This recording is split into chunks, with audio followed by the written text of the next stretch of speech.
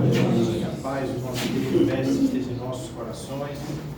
Que a espiritualidade boa, amiga, que nos ajuda, a divulgação da doutrina espírita esteja conosco nesse instante, nos trazendo paz e luz do coração. Vocês estão bem? Bem assim de cabeça, né? Bem. Gente? Bem. Energia desse bem. Bom, eu costumo dizer que os personagens da história, principalmente da história do Espiritismo, são muitos os personagens, e quando a gente vai falar sobre eles, é algo sempre desafiador, porque alguns deles, como é o caso de Bezerra de Menezes, por exemplo, ele é extremamente biografado, falado, muitas pessoas conhecem suas histórias, e quando a gente vem falar sobre ele, a gente fica sempre pensando, o que eu vou falar que não tenha sido dito a respeito de Bezerra de Menezes? Outro dia me chamaram para fazer um seminário inteiro sobre Chico Xavier, e eu fiquei 2 meses com esse negócio na minha cabeça. O que eu vou dizer de Chico que as pessoas já não... Imagina, Chico é super biografado e também falado em muitas palestras e tal. Bom, então só para dizer a vocês que o que eu trago de Bezerra hoje para vocês tem alguma coisa que é inédito, tem coisa que é do lugar comum, mas dentro daquilo que é a emoção. Porque de todos esses personagens, além, claro, de Paulo, que eu tenho o nome dele, meu pai quando colocou esse nome, não sei se ele sabia o que estava fazendo, não sei, qualquer coisa, mas ele me arrumou encrenca danado, porque esse Paulo andava 10 mil quilômetros na época do século I, ele andava com camelo, com jegue, não sei o quê. Então, quando eu pego um carro e ando 1000 quilômetros para fazer uma palestra, minha mãe disse, meu filho, você faz mal para 1000 quilômetros, o outro foi 10 mil, mãe, eu estou andando só 1000 de carro. Então, então faça aí uma transposição do carro para o camelo, em vez de para o cavalo, e veja quanto é, né, que a gente precisa andar para estar aí na doutrina. Mas com Bezerra, eu tenho uma história. Meu pai fundou um centro espírita em Jequié no ano de 1964 com amigos. E esse centro espírita era em homenagem a Bezerra de Menezes. O nome Centro Espírita Bezerra de Menezes, SEBEM, que existe até hoje.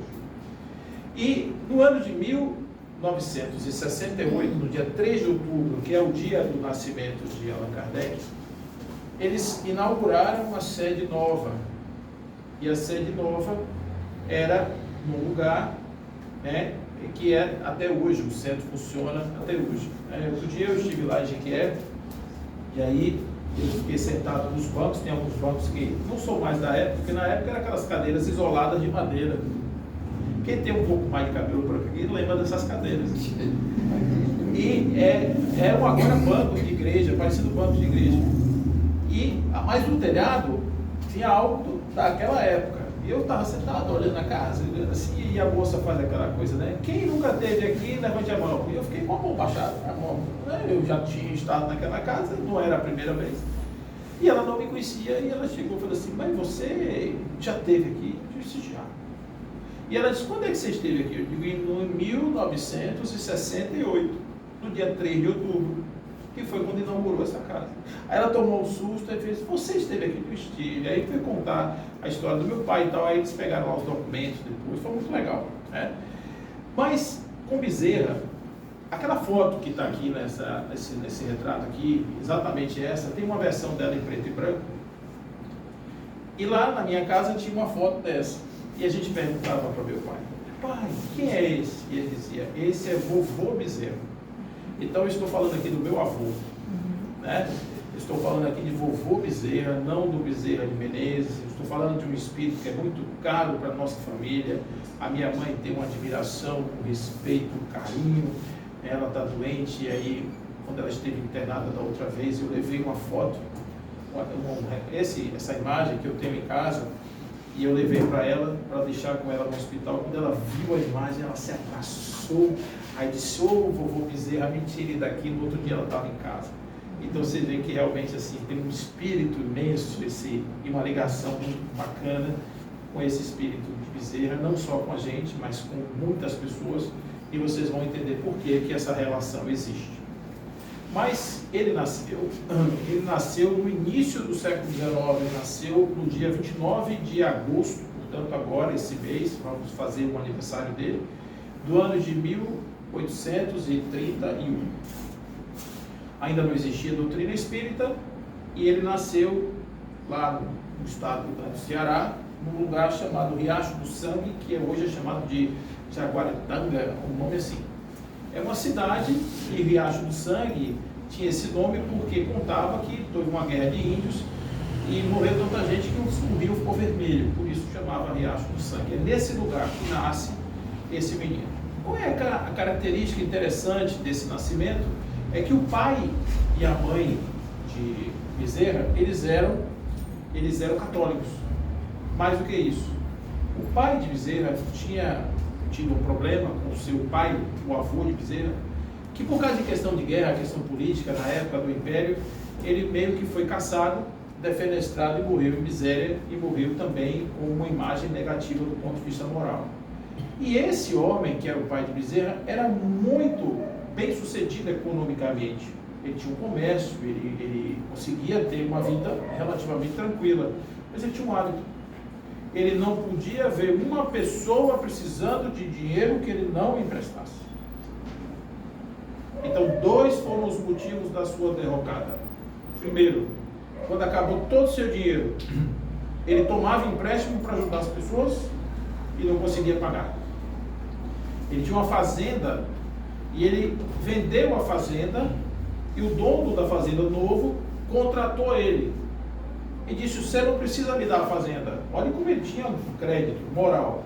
Você não precisa me dar a fazenda, você vai me pagando. E ele disse: não, a fazenda é sua, eu trabalho, você me paga um salário e a fazenda é sua. Ele era de uma retidão moral assim, fora do comum.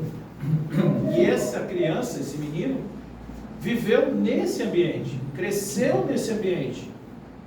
Ele viu um processo que começou quando ele, no ano de 1851, vai para o Rio de Janeiro estudar medicina, ele era católico e muito pobre. Para vocês terem ideia de como ele chegou no Rio de Janeiro. Ele chegou no Rio de Janeiro com 20 anos de idade, com uma roupa e o dinheiro para passar uma semana. Ele não tinha dinheiro para 2 semanas, ele só tinha dinheiro para uma semana, porque era tudo que a família tinha. Ele era a esperança da família. E aí o que aconteceu? Ele começou a dar aulas. E aí já começa a aparecer a primeira história famosa de Bezerra, que é o tal do aluno invisível. Não sei se vocês já souberam dessa história, mas quando ele estava nessa situação, sem ter dinheiro para pagar a pensão, sem ter dinheiro para comer, ele estava anunciando, ele estava pensando em começar a dar aula. Chegou uma pessoa, bateu na porta da sala, do quarto da pensão, e disse: o senhor dá aula de matemática? E ele não gostava. Aí ele vai dizer que não? Sentou, mas ele não tinha as habilidades necessárias para isso. Filosofia, ok, ele fazia muito bem, ele tinha uma formação boa disso aí, mas na parte da matemática ele não gostava muito. E o rapaz queria uma aula de matemática. E aí ele foi e disse ao rapaz: eu dou aula de matemática. O rapaz tirou um bolo de dinheiro, entregou para ele e disse: eu volto tal dia. Aí o que ele fez? Comprou os livros de matemática e foi estudar, porque ele precisava saber para dar aula, né? Aí o aluno nunca apareceu. Então ele começa a sua vida acadêmica desse lado, e aí se forma em medicina, né? Vai trabalhar no hospital, vai para o exército, e depois de algum tempo ele começa a exercer uma carreira política. Ele se candidata a vereador, porque ele é um cara muito querido. O que aconteceu do ponto de vista religioso nessa época, que faz sentido a gente dizer, é que quando ele chegou na universidade, ele era católico, a família católica, e quando ele chegou na universidade, ele virou ateu. Porque os alunos de medicina, não esqueçam, final do século XIX, início do século XX, Deus morreu. Vocês estão lembrados disso? Vocês sabiam disso? Não? Pois é, por que eu estou dizendo isso? Porque o homem descobriu, sabia tudo, que a natureza podia explicar todas as coisas, que Deus não precisava mais. Então, é a história de Nietzsche, do louco, que disse que Deus tinha morrido. Por isso que tem um livro no filme hoje, Deus não está morto, não tem um filme hoje, é porque existia essa tese de que Deus tinha morrido, como hipótese.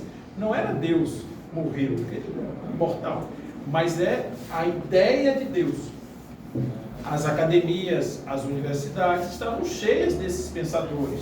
A Europa ditava o ritmo cultural, e o ritmo cultural era Deus é uma hipótese. Então, quando ele chega na faculdade de medicina, ele vê aqueles livros pensadores, ele achava aquilo lindo. E ele, como um menino de 20 anos, um jovem de 20 anos, ele se empolga com essa ideia e fica ateu. E vai se casar com uma mulher que ele tinha uma paixão imensa. E essa mulher, ele teve 2 filhos com ela. 2 filhos. Ele fica muito apaixonado por ela. E ela era católica. Então ficava aquela situação, ele ateu, ela católica. Chega num determinado momento, em 3 dias, ela adoece e morre. Ele teve a sua primeira perda. Ele, como um ateu, sem sustentação espiritual, ele teve agora a primeira perda da sua vida, a grande perda, que foi perder a mulher que ele amava. Ele levou um tempo meio perdido, se candidatou a vereador, vai ser vereador, por 2 mandatos. O seu trabalho era contra a escravidão, e ele tinha também um trabalho contra a corrupção e a favor da liberdade. Então eu vou ler um trecho aqui para vocês, de um discurso dele. Ele também, além de vereador, ele foi deputado, né? E aí muitas pessoas dizem assim, mas como é que uma pessoa como essa frequenta um ambiente daquele? Nós estamos falando há 100 e tantos anos atrás, né? Então a gente está falando aí de quase 100, deixa eu ver, se foi 1851, botar aí mais 20 anos, 1870 para 2020, dá o quê? 150 anos, né? Mais ou menos. Então, 150 anos é tempo demais. Então ele diz assim, ó, peço licença à Câmara para dizer ao país o que julgo do seu Estado e da sua administração. Descrença, corrupção, incredulidade. Expôs, senhores, o sumário de todos os sintomas que oferece o país sobre o tríplice ponto de vista por onde consideramos. E quem depois disso é ainda tão cego que não divise nos horizontes da pátria uma nuvem negra da tempestade? A pátria está principalmente em perigo quando os princípios tão perniciosos como estes que apontei se insinuam por todo o corpo social, pois eles corrompem-lhe o sangue, gangrenam-lhe todo o organismo e tiram-lhe toda a força de coesão necessária para resistir à exploração produzida pelo choque de interesses sórdidos que tais princípios promovem com ampla generosidade. Isso foi no ano de 1867. Se ele fizesse esse discurso hoje, ali na esquina, as pessoas iam dizer, pois é, seu Bezerra. Então, a gente já fica logo levantando que há 150 anos atrás, alguém já apontava uma civilização que tinha essas características que se mantém hoje, do mesmo jeito. Né? Isso aqui era ele vivo, trabalhando como político. Então ele ia para lá, não era para se locupletar, não era para se encher de dinheiro, não era pelo poder. Ele foi, inclusive, nessa sua vilegiatura, ele chegou a ser diretor de empresa. Ele era responsável por toda a frota de trens, né? É como se fosse o responsável pela empresa de transporte urbano do Rio de Janeiro. E também foi responsável por uma empresa grande, uma empresa daquelas. Ele foi presidente, ele era amigo do Barão de Mauá, ele tinha aquelas coisas lá da confiança desse povo aí.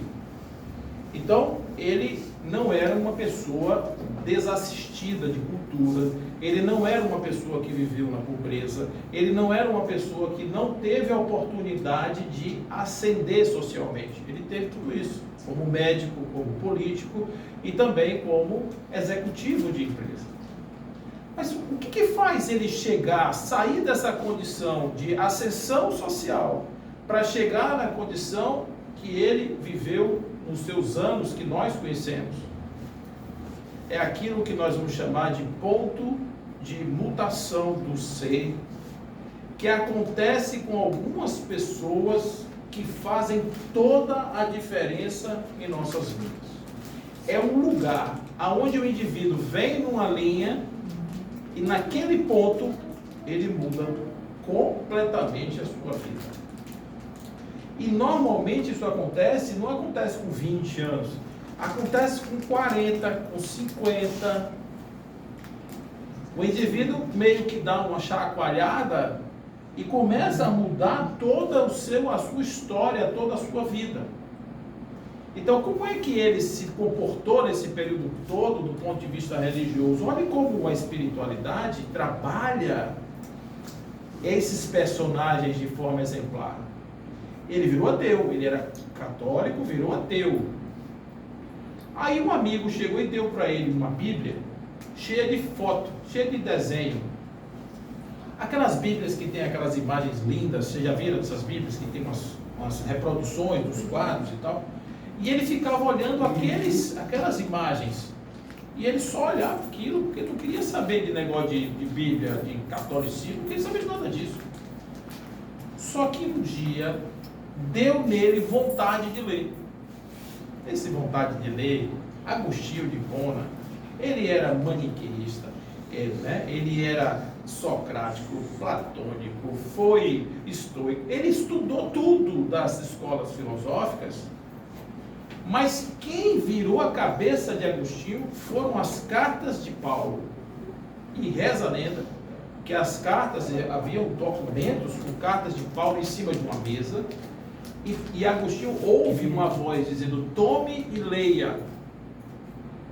Tome e leia. E aí ele quando ele pegou as cartas de Paulo, disse que ele teve um choque filosófico, e ele disse: tudo aqui para mim fez sentido. E a partir daí ele começa a fazer o seu trabalho, de mudança, e se torna um grande teólogo da igreja, um grande professor da igreja, inclusive doutrinador do que hoje existe no catolicismo. Foi Agostinho quem determinou a partir desse seu choque. E muitos outros passaram por esse momento, muitos outros. E esse foi o momento de Bezerra. Bezerra agora, ele começava a ler a Bíblia e voltou a ser católico. Isso é importante a gente saber.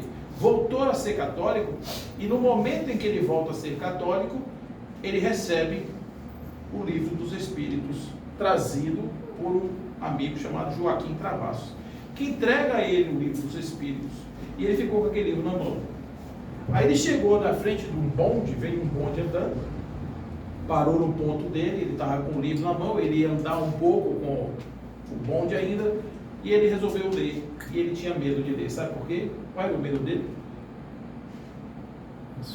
Ir para o inferno. A crença levava a esse entendimento. Ele dizia assim: vou destruir os pressupostos da minha fé. Ninguém quer isso. E aí, no momento em que ele pega o livro, ele diz: ó, eu vou para o inferno se eu ler um livro desse. Isso é um livrinho. E ele começou a ler. E ele descobriu uma coisa interessante: aqui nada é segredo, nada é novo, e ao mesmo tempo tudo é novidade. Eu já sei isso aqui tudo, mas dito de uma forma que eu nunca tinha escutado. E ele começa a se apaixonar por esse livro. E mais do que isso, ele vai começar a se aprofundar nos estudos da doutrina espírita. Mas vão acontecer dois fatos na vida dele que vão fazer com que ele realmente se torne espírita. E são os fenômenos. Porque ele se casou em segundas núpcias com sua cunhada. Ele gostava era do genro, ele era apaixonado era pelo genro da família, não era pela esposa. E ele casou com a menina e com ela mais 8 filhos. Então ele tinha uma família bem longa, 10 filhos. E ele, então, vai, ele era muito ansioso. Olha, você imagina o Bezerra de Menezes ansioso, gente? Você já imaginaram? Ninguém pensa nisso, né? Pensa que ele flutuava, andava flutuando. Ele tinha ansiedade, devia roer unha, ele tinha azia, né? Ele tinha problema no estômago, por razões emocionais. E ele vai procurar um médium de cura. Só que na hora de procurar o médium de cura, como é que ele fazia? Ele chegou para o amigo e disse assim, ó, bote o nome Adolfo, porque o nome dele era Adolfo Bezerra de Menezes. Bote Adolfo, porque Bezerra todo mundo conhece. Então você bota Adolfo no bilhete para ninguém saber que sou eu. E não diga mais nada, só diga Adolfo, 29 de agosto de 1831, e o cara que se vire lá para descobrir quem eu sou. Só que ele não só recebeu a receita, como recebeu a causa da doença. Esse paciente está sofrendo de uma pressão pela sua profissão política, pela sua profissão na área da medicina, descreveu o quadro dele todo, e ele ficou chocado com aquilo, tomou a medicação e começou a fazer o tratamento. Passados alguns meses, isso aí vale para todos nós, ele encontrou-se com outro amigo. O remédio que ele tomava, chegava todo dia, uma pessoa trazia para ele. Aí ele encontrou-se com um amigo, de tarde, assim, umas 3 horas da tarde, o amigo chegou e disse, aí, você está bom daquela cirurgia espiritual que você fez? Ele fez, já estou quase bom, ainda tenho uma dor no quadril e uma dor que se estende aqui pela perna, deu mais ou menos um quadro assim. Quando o remédio chegou para ele, no final da tarde, chegou o remédio com um bilhete dizendo, você não está bom, coisa nenhuma. E essa dor que você sente no quadril é ainda reflexo do seu tratamento. Pode continuar a tomar seu remédio. Ele fez as contas mais ou menos do horário que o rapaz saiu de lá e pegou o bilhete até o momento em que ele chegou na casa dele e fez uma conta e descobriu que o bilhete foi escrito mais ou menos quando ele falava para o amigo que ele estava quase bom e que só tinha ainda dor no quadril. Então, diante de uma manifestação desse ponto inequívoca, ele se converte ao espiritismo. Mas teve um terceiro fator. Eu falei 2, mas são 3 porque da doença foram 2. O terceiro é a sua esposa nova, que foi diagnosticada com tuberculose. Tuberculose nessa época é brocotó, como dizia o personagem da televisão, né? Encaminha logo ali por... Então, ela ia iniciar um tratamento severo de tuberculose, e esse médico disse, ela não tem tuberculose, nada, o negócio dela é no útero. Pensa aí. Tratou o útero dela e ela ficou boa. Então ele se tornou espírita por causa da filosofia espírita e também porque ele viu de maneira inequívoca as demonstrações dos espíritos que mostravam de forma contundente que aquilo que estava no livro dos espíritos não era uma fantasia, era algo absolutamente real. E uma coisa é você ter uma ideia, outra coisa é você ter a comprovação inequívoca. Mas hoje, a gente tem que trazer isso como exemplo para vocês, porque o tempo é hoje, é diferente de antes. No século XIX, segundo Arthur Conan Doyle, os espíritos fizeram a invasão organizada, se juntaram de turma e desceram a terra, rodando mesa, em todo lugar tinha manifestação. Você chegava no centro espírita no início do século XX, era normal uma cadeira voar. Era normal a pessoa estar sentada, incorporar o espírito e dar um trabalho danado. Hoje você vê, vocês ficam tudo bonitinho aqui, tem médium, tem não sei o quê, e não acontece. Mas naquele tempo, cair rosa do telhado, essas coisas, era muito comum. Então, nesse momento, os fenômenos foram muito importantes. Hoje, bem-aventurados os que creem sem ver. É diferente, porque a gente não precisa mais prova. Para quê? Só olhar no passado, ver pessoas sendo transmutadas, transformadas como Bezerra de Menezes, é o maior fenômeno espiritual que pode existir sobre a face da Terra. Um ser humano que começa num sentido e muda tudo em função de um livrinho que cai nas suas mãos.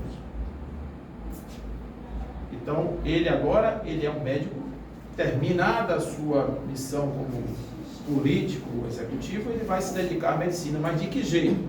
Não cobrava. Eu conheci um médico cardiologista que hoje ele dizia para mim, o meu maior sonho era praticar minha medicina sem cobrar um tostão.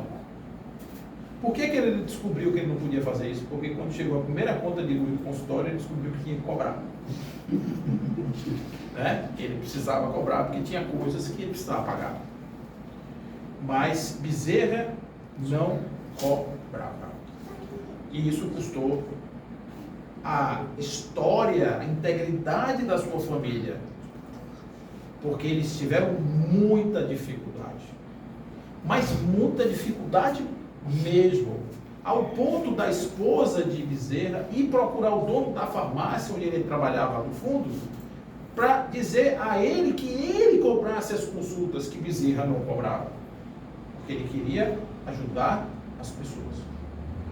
E isso era verdade.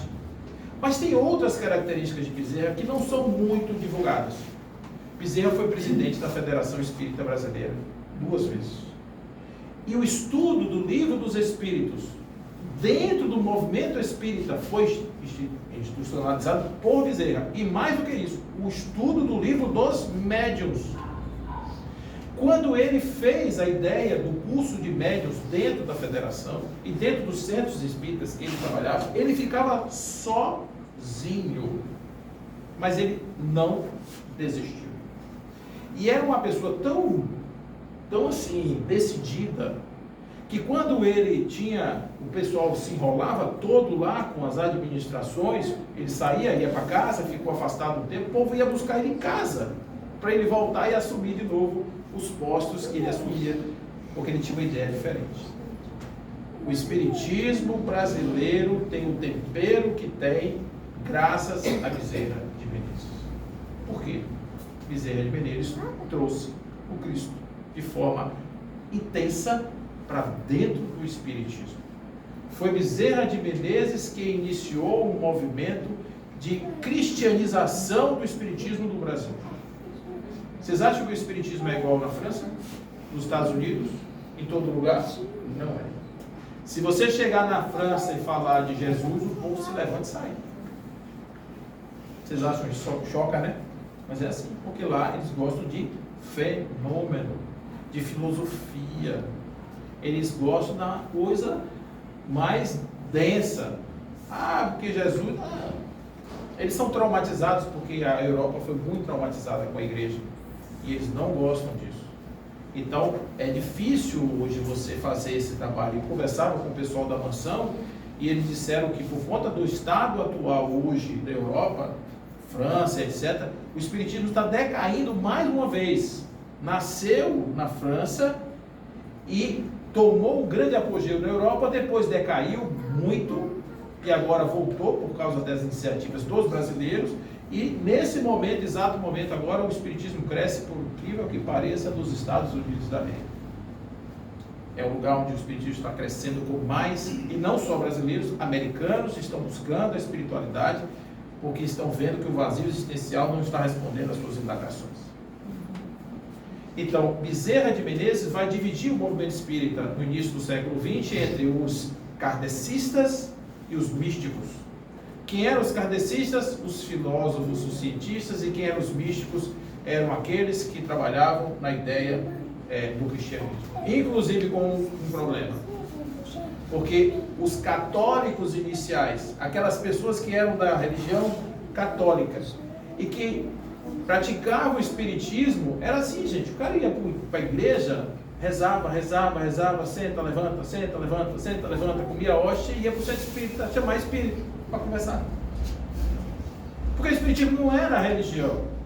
Aí apareceu um advogado lá na França, chamado Jean-Baptiste Roustan, que trouxe para uma literatura espiritualista, não espírita, a ideia do corpo fluídico de Jesus, os evangelhos ditados por espíritos como Mateus, Marcos, Lucas, João e Moisés. Aí deu problema, porque o Brasil gostou da ideia, os católicos acharam muito legal. Poxa, então quer dizer que o espiritismo pode ser igualzinho ao catolicismo? Eu posso trazer tudo isso aqui para dentro e ficar com isso aqui para mim? Ótimo, maravilhoso. Então, a gente hoje tem um espiritismo religioso, muito mais religioso do que filosófico, muito mais religioso do que científico, graças a esse movimento do início do século XX. E foi isso que fez o movimento espírita, por incrível que pareça, se tornar o que se torna hoje, base de lançamento para o espiritismo ser de novo propagado no mundo. Olha como as coisas são. Parece errado, mas é tudo certo. Então, a importância de Bezerra não é só do ponto de vista dele ter sido um médico bonzinho, um médico dos pobres. Ele foi importante para que o espiritismo fosse o que é hoje, exatamente do jeito que é. Para que o espiritismo ganhasse força e nos conduzisse através da ideia da salvação, da ideia da busca pelo algo mais, nos conduzisse até os centros espíritas, como a gente faz esse caminho até hoje, a gente caminha nessa direção.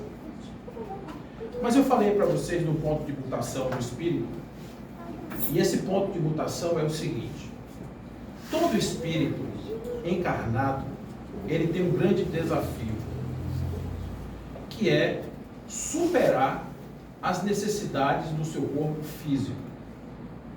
Na questão 100 e seguintes de O Livro dos Espíritos, vai aparecer lá a escala espírita. E na escala espírita nós temos 3 ordens e 10 classes.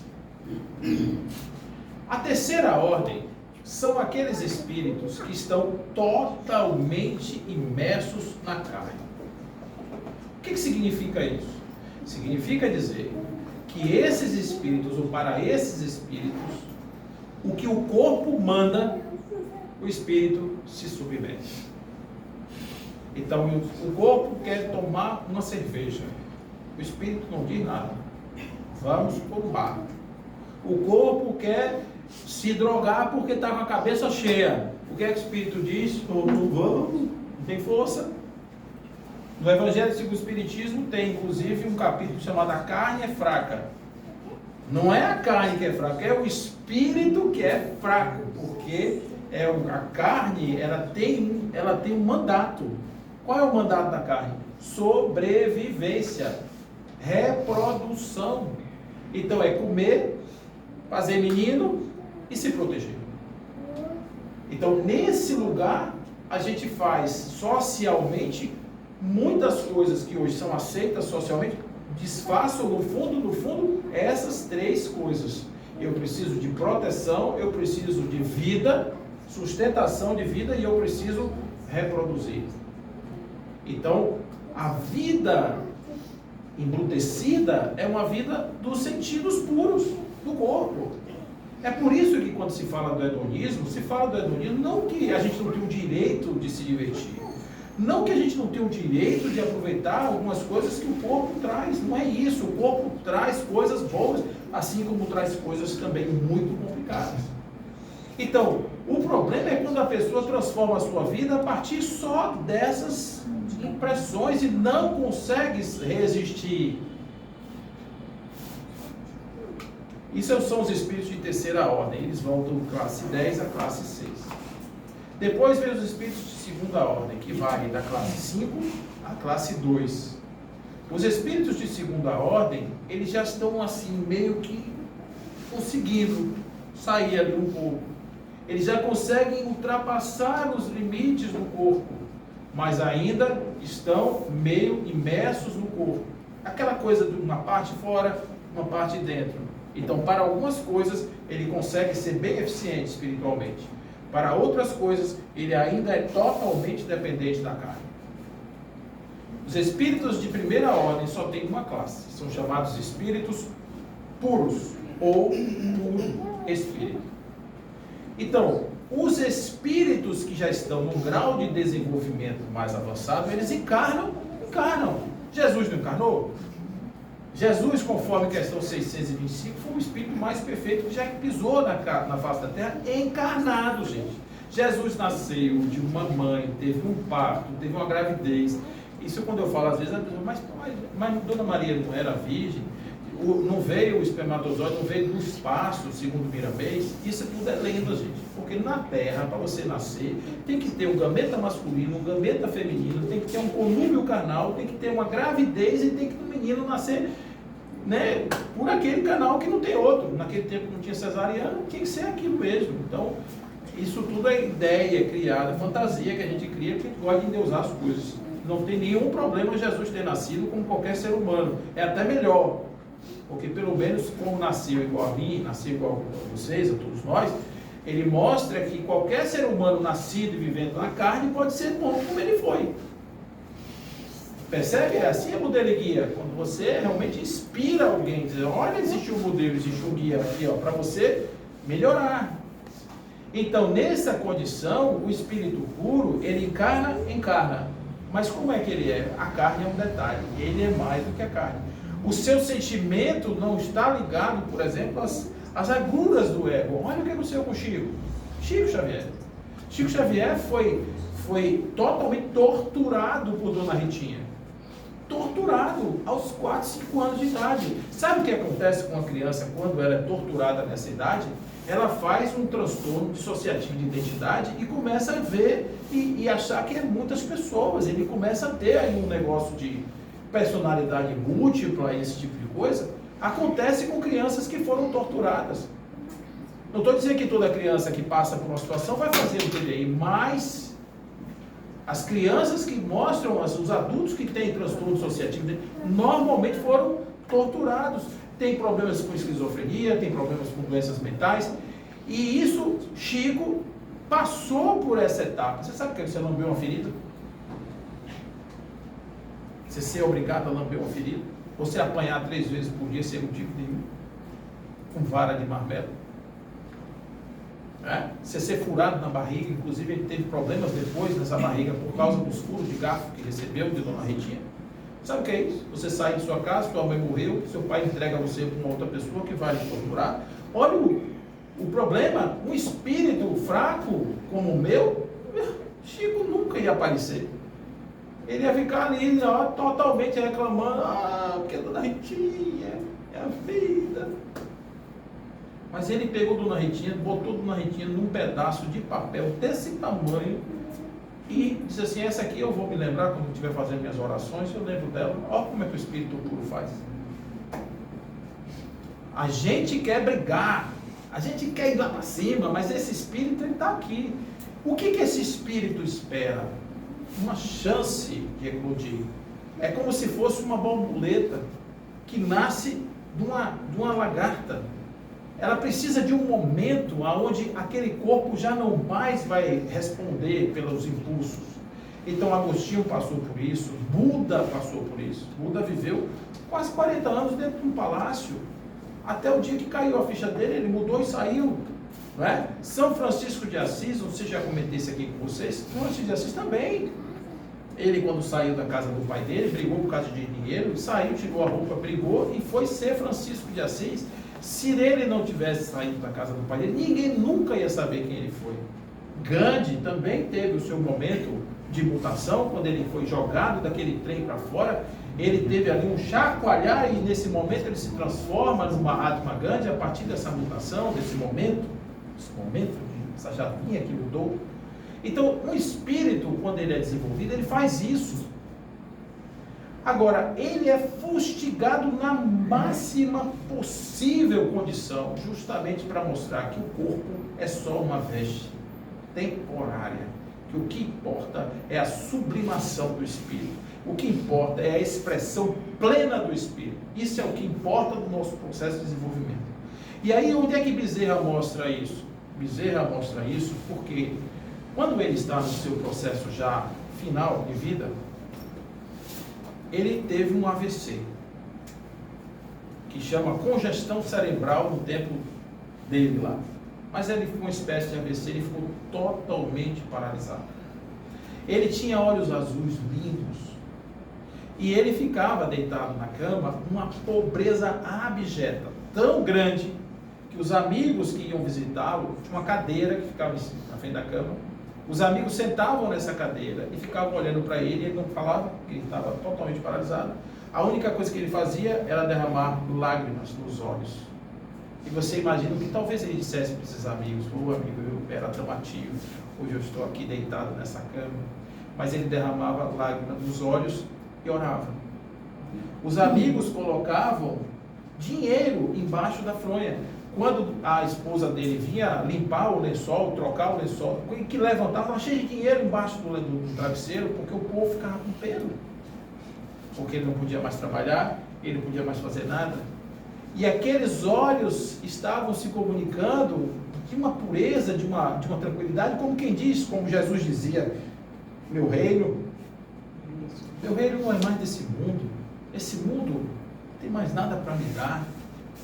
Eu venci o mundo. Sabe essas coisas que a gente vê essas pessoas dizendo?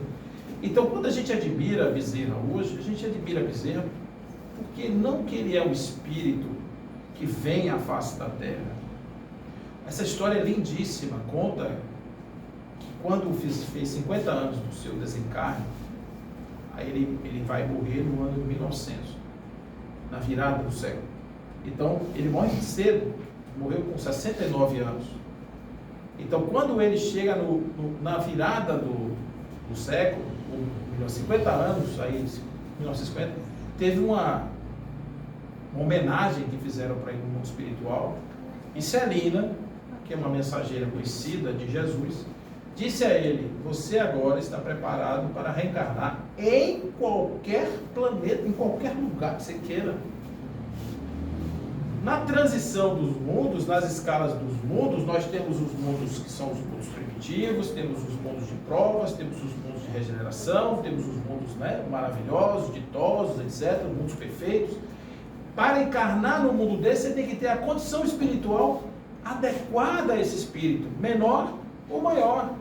Então, quando alguém diz assim para você, você está preparado para ir para qualquer lugar, significa dizer, pense, você viver num planeta onde não tem dor, não tem sofrimento, não tem angústia, não tem AVC, não tem dinheiro, não tem pobreza, não tem dificuldades outras. Então, é isso que um espírito ia dizer o quê? Eu quero. Isso me lembrou uma história que está num livrinho chamado Crestomatia. Crestomatia, alguém aqui estudou esse livro? A imortalidade. Você estudou? Não. Esse é mais novo. Antigamente, quando você estudava na escola, só tinha um livro. Não tinha negócio de livro de geografia e história. Então, o povo recebia um livrinho chamado Crestomatia, e lá eram excertos de textos, em pedaços, e poesia, e geografia, e ciência, tudo num livro só. Então, eu tenho um livro desse em casa. E nesse livro, que é, se eu não me engano, ele é da década de 30, ele tem lá uma história que é muito engraçada. A história de um rajá, um homem lá da califa, daquele lá. Ele construiu um palácio, e esse palácio era muito cheio de ouro, diamante, de tudo. E quando o palácio ficou pronto, ele chamou os súditos e disse: darei o meu palácio para quem apresentasse aqui como uma pessoa totalmente feliz. Totalmente feliz. Aí, na hora que ele botou a placa, apareceu o cara. Aí disse: eu sou totalmente feliz. Aí disse: o que me faz acreditar em você? O que você tem para me dizer sobre sua felicidade plena?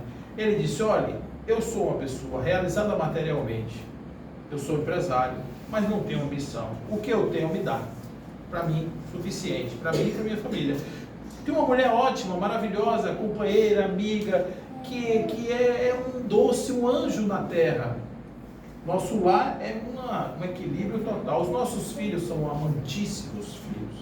São pessoas super prestativas, vivemos em comunidade, é uma felicidade, cantamos, oramos juntos o tempo inteiro. A nossa casa é plena de felicidade. Ele disse: infelizmente não vou poder lhe dar o meu castelo. Aí ele disse assim: mas por quê? Eu sou feliz. E você não é feliz. Porque se você fosse feliz, como você disse que é, você não desejaria o meu castelo. Isso me lembra a história de Bezerra. Porque quando alguém recebe uma oferta dessa, ele disse: não, eu quero ficar mais 200 anos na psicosfera do planeta Terra. Tem um povo lá em Santa Amaro que está precisando de mim. Tem um povo em Salvador que está precisando de mim. Tem um povo em Jiquié que está precisando de mim. Tem um povo em Serrinha que está precisando de mim. Tem um povo no Brasil todo que está precisando de mim. Quanta gente está precisando de mim? E eu não posso agora pensar em mim. É assim que pensa o Espírito puro. E no momento em que ele se prepara para reencarnar, não sei onde nasce. Não sei quem será. O fato é que vocês vão ver alguém que vai começar de um jeito e num determinado momento ele vai dizer, vou mostrar para você como é que se faz. E a mudança. E a gente vai ver de novo um homem fazer na carne o que somente os espíritos de desenvolvimento conseguem fazer. Aí a gente fica pensando assim, poxa, mas como isso é distante de mim? Isso é distante de mim, mas nessa vida está mais próximo. Na vida anterior estava muito mais. Nessa, mais próximo. Na próxima, mais próximo. Na próxima, mais próximo ainda, porque o desenvolvimento é inexorável. A pergunta que eu faço para vocês aqui: quem é que pode dizer que aqui não tem um espírito puro encarnado? Não se peguem pelo hoje. Na Gênese, uma pergunta é feita: os espíritos que ainda não estão evoluídos, esses espíritos, eles serão convidados a se afastar do planeta Terra? Aquela história de que quem não se adaptou vai para outro lugar. Vocês já ouviram essa história muitas vezes. Ele diz, nem todos, porque há espíritos que o cerne, parte interior, é melhor do que a casca. Às vezes o espírito só não conseguiu ainda romper a casca do ovo. Ele está ali dentro, angustiado. Você bota a cabeça no travesseiro e fica dizendo assim, o que é que tu está fazendo em tua vida? É isso mesmo que você quer? Preste atenção. Olhe, o tempo urge. O tempo de hoje, o tempo de amanhã. Olhe, preste atenção. Quando a gente tem essa coisa fustigando a alma, é porque tem uma casca que está na nossa frente, esperando aquele movimento do pinto, no bico do pinto, para romper. O convite é feito, gente, a todo mundo. Pode ser católico, pode ser budista, pode ser de religião nenhuma, porque o espírito não tem essa religião. A religião é um mecanismo que nos foi colocado para que nós pudéssemos apreender a história de Deus, a ideia de Deus, sentirmos Deus através de uma prática, através de um objeto, através de algum tipo de conexão. A religião foi criada com esse mecanismo de ligação. Mas o Espírito preside toda a sua história. Nós somos responsáveis pelo que fazemos. Nós somos responsáveis pelo nosso futuro. Nós somos responsáveis pelas nossas vidas. Às vezes a gente tem que dizer não a algumas coisas. Às vezes a gente tem que mudar tudo, jogar tudo para cima e fazer tudo diferente. Porque é assim que o Espírito aprende, é assim que o Espírito se desenvolve. A última coisa que um ser humano pode fazer, gente, é sentar no sofá e ficar olhando a televisão com a boca aberta, esperando a morte chegar, literalmente. Porque o tempo não nos pertence. Eu já falei isso aqui uma vez, talvez eu esteja sendo repetitivo. Eu tinha um amigo que ele disse, e esse amigo, ele teve um revés financeiro e sumiu, nunca mais eu tinha visto. Um dia eu estou no polo petroquímico, eu estava lá representando uma empresa, ele estava lá fantasiado de vendedor, e ele estava vestido com um macacão, porque ele agora trabalhava na pintura industrial. E ele ficou com vergonha de mim, porque quando eu o conheci, ele tinha uma condição financeira muito boa, e ele ficou escondido lá, eu vi que ele se escondeu, ele ficou assim meio que atrás dos amigos, para não ver. A certa dizendo, o que ele vai pensar de mim, né? Eu era numa situação, agora estou em outra, e eu vi, e fiquei naquela, vou lá ou não vou, respeito ou não respeito esse direito dele de se esconder de mim? E eu resolvi não ir, deixei ele quietinho lá no canto dele, mas fiquei com aquilo na minha cabeça. Rapaz, eu tenho que ir lá dar um abraço nele, eu tenho que ir lá dizer a ele que aquilo não muda a admiração que eu tenho por ele. Olha quantas coisas eu tinha para falar para esse amigo. E eu não falei. E fiquei. Aí quando chegava final de semana, eu dizia, eu vou sábado. Aí chegou a sábado, aí, não, hoje não, porque hoje eu tenho que levar um cachorro para tomar banho. Amanhã eu tenho que desentupir o pito do pneu do carro. Aí a bicicleta está precisando de botar um óleo, vou aproveitar e vou lavar a bicicleta. E ele empurrando com essas coisas do dia a dia. E ele foi lavar o carro dele. Teve um AVC e morreu. Você sabe quando é que eu vou poder dizer a ele? Ele já deve ter ouvido, tanto que eu já falei isso, ele já deve ter ouvido 1000 vezes. Mas vocês sabem quando é que eu vou ter a oportunidade de dizer novamente isso para ele, assim, olho no olho, como eu podia ter dito, abraçado ele num corpo físico? Não sei, mas eu podia ter feito isso. Assim como eu podia também ter, naquele momento em que eu estava ali discutindo com uma pessoa, eu podia ter repensado a minha discussão, eu podia ter pensado que eu pudesse ser um pouco mais leve, eu pudesse ter talvez agido de maneira diferente. Quando eu estava ali para dividir alguma coisa, talvez eu devesse ter cedido mais do que simplesmente exigido para mim. Tantas coisas do dia a dia que são microações que fazem uma diferença enorme no meu campo experiencial. E eu deixo para amanhã. Por quê? Porque eu acho que o tempo é meu. E o tempo não é meu. Então, se você tiver que triscar na casca desse ovo, se você tiver um momento de mexer nessa crisálida, você mexer nesse lugar, para você ver suas asas abrir, quando é esse tempo? É hoje. Não deixe nem para amanhã de manhã, porque amanhã de manhã pode ter, tomara que tenha, eu com certeza vai ter, pode não ter. Então, viver a vida do hoje intensamente não é experimentar o que o corpo pode mudar simplesmente, mas é viver a experiência do ser que evolui, que se desenvolve todos os dias, em todas as experiências, para que nós possamos ter, assim como ele teve, talvez um espírito da grandeza de Bezerra, não precisasse ficar numa cama 1 ano e meio, esperando o dia que o corpo fechasse as portas para ele partir.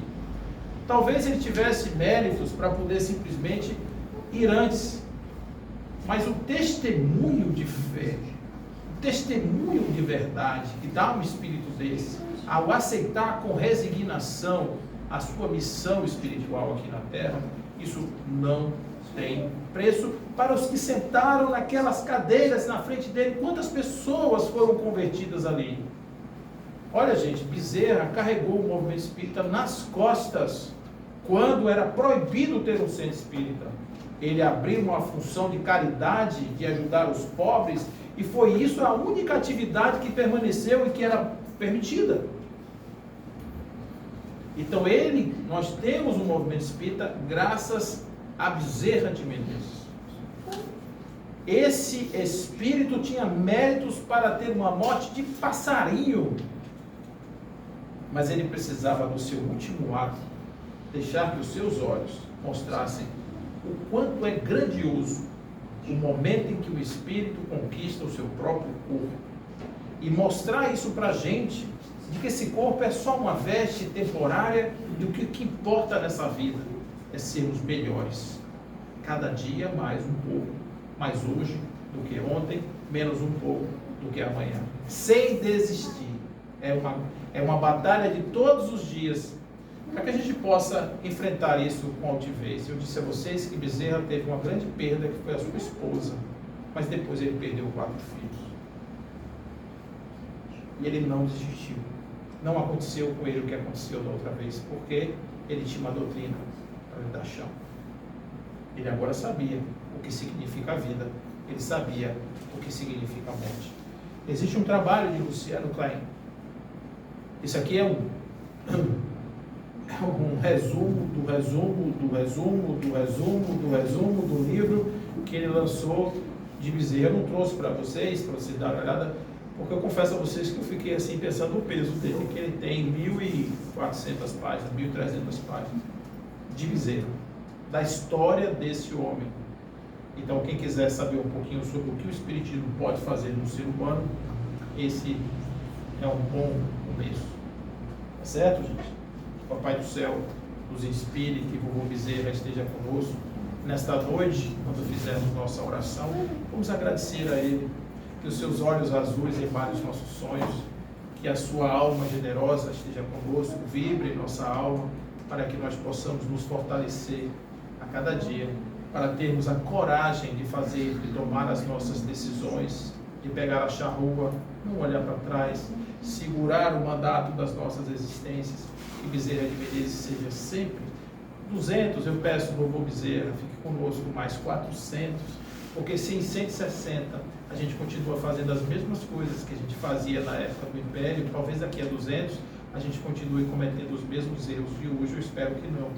Eu espero que espíritos como o Bezerra nos ensinem que vale muito mais a pena irmos em busca da luz do que vivermos eternamente no vale das sombras. Estejamos em paz, que assim seja.